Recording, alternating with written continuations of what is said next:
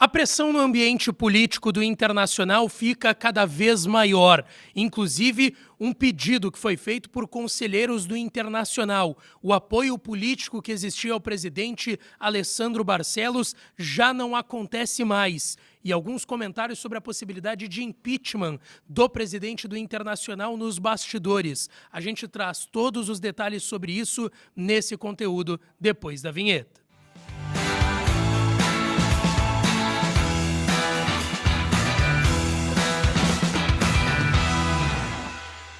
Fala, minha rapaziada! Sejam bem-vindos a mais um vídeo aqui no canal. Antes, não te esquece, deixa o teu like, te inscreve, ativa o sininho pra tu não perder nada. E é claro que esse conteúdo e todos os outros têm o apoio e a parceria de KTO, kto.bet.br, a melhor casa de apostas esportivas do Brasil. É a minha e pode ser a sua.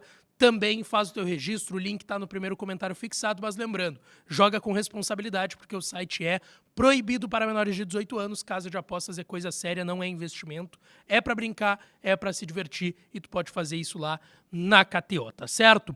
Bom, gente, vamos lá. Não é novidade que o Inter vive nos últimos anos e até historicamente no seu ambiente político pressões muito grandes quando os resultados não aparecem. E também quando algumas questões no extracampo são mal conduzidas.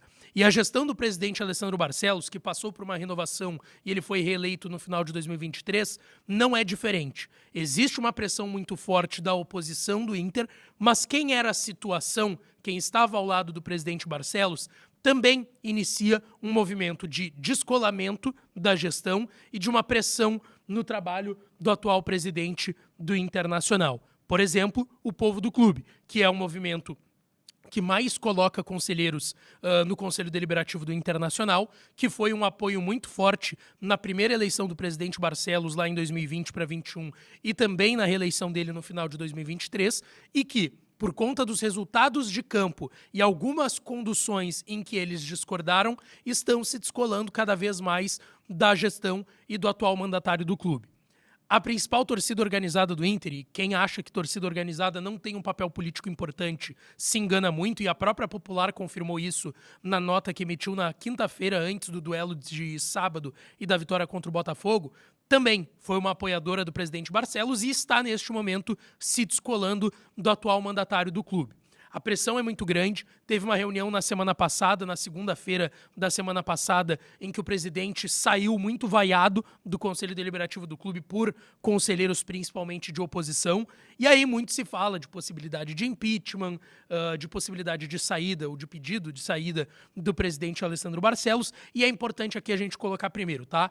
Para que tenha um impeachment, ou seja, uma votação por parte do Conselho Deliberativo que tire o presidente Alessandro Barcelos do poder, teria que acontecer algo de ilícito na gestão. Resultado negativo no campo não dá impeachment para ninguém. Não traz possibilidade de impeachment para ninguém. É importante colocar isso. Porém, na última semana, foi trazido por um sócio conselheiro do Internacional que procurou a ouvidoria do clube para entender mais sobre a negociação de repactuação da dívida que o Inter fez com a Procuradoria-Geral da Fazenda Nacional, a PGFN. Para quem não lembra, o Inter anunciou no mês de maio um acordo com a Procuradoria-Geral da Fazenda Nacional e uma repactuação de uma dívida que estava na casa dos 300... e dívidas tributárias, importante colocar aqui. Uma dívida de 378 milhões de reais que caiu nessa repactuação e nessa renegociação para um valor de 200 milhões, arredondando 200 milhões de reais. Ou seja, uma negociação gigantesca para a história do clube. Uma negociação de repactuação de dívida tributária, até pelo que eu conversei com uma pessoa do Inter, da área jurídica do Inter, não é algo tão simples, é algo bem difícil, que tu precisa de muito tempo de negociação e também conseguir parceiros que ajudem nesse sentido. É um pagamento de 200 milhões que o Inter vai ter que fazer em 145 meses de débitos não previdenciários e 60 meses para débitos previdenciários. Porém, neste acordo, no contrato deste acordo, tem algumas cláusulas e alguns detalhes que causaram dúvida nesse conselheiro e em outros conselheiros que também fizeram esse pedido na ouvidoria do clube para que o Conselho Deliberativo do clube investigasse a situação. Como, por exemplo, a penhora do estádio Beira-Rio e do CT Parque Gigante, que estão no contrato como garantias dadas pelo clube. Só que este é o grande ponto desta negociação. Esses conselheiros entenderam o contrato desta forma, como se a gestão tivesse colocado o estádio Beira-Rio e o CT Parque Gigante como garantias nesse contrato de renegociação com a Procuradoria-Geral da Fazenda Nacional. E a grande questão que o Inter se defende e diz que não é ilícito esse caso, e inclusive outras pessoas de área jurídica e imobiliária foram procuradas e confirmam que não aconteceu nada de ilícito, é porque já havia tido uma negociação há muitos anos, e lá na década de 90, depois nos anos 2000, e que lá atrás teria sido colocado o Beira-Rio e o CT Parque Gigante como garantias desta negociação. Inclusive o Jorge Oliveira Filho, que é vice-presidente jurídico do Internacional, eu entrei em contato com ele nas últimas horas para também entender um pouco mais dessa situação. Eu vi que ele também conversou com o Wiltor Momba, do Correio do Povo. Ele trouxe alguns detalhes bem importantes sobre isso, tá? E eu quero passar aqui para vocês. Primeiro, as dívidas tributárias do clube foram transacionadas e consolidadas por débitos de quase 20 anos de histórico de inadimplência e renegociações.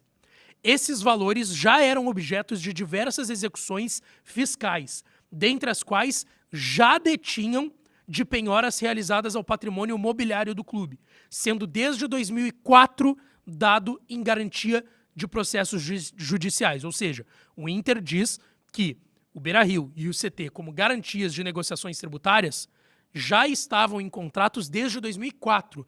Então não foi algo que foi colocado pela gestão do presidente Alessandro Barcelos. Ele ainda complementa: cumpre destacar que a menção ao estádio no acordo não é uma nova garantia, mas sim a manutenção de gravames antigos, enquanto os mencionados débitos não fossem liquidados no âmbito da PGFN. Ou seja, quando liquidar a dívida, sai desse contrato como uma garantia o estádio Beira-Rio e o CT Parque Gigante. Historicamente, o imóvel Beira-Rio foi oferecido em garantia em processos distintos, inclusive na década de 90 e nos anos 2000, momentos em que a penhora sobre o estádio foi celebrada para assegurar dívidas daquela época. Como esses débitos antigos foram incluídos na negociação atual, a Procuradoria condicionou o acordo à manutenção das garantias originais, até a quitação das respectivas dívidas, exatamente o que a gente falou anteriormente. Por fim, mas não menos importante, esse gestor, também conselheiro, ele Jorge Oliveira Filho, que é conselheiro do clube, sócio e também vice-jurídico do clube, questiona as razões pelas quais os demais conselheiros imputam determinadas questões, justamente em momentos de instabilidade do âmbito desportivo, para tumultuar ainda mais o ambiente do clube.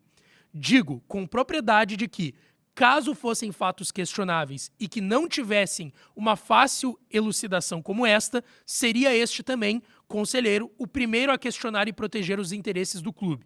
O momento é de união de todas as forças políticas do clube. Toda e qualquer manifestação de factoide político deve ser guardada para o segundo semestre de 2026, pois lá será o período eleitoral apto a discutir uma nova gestão.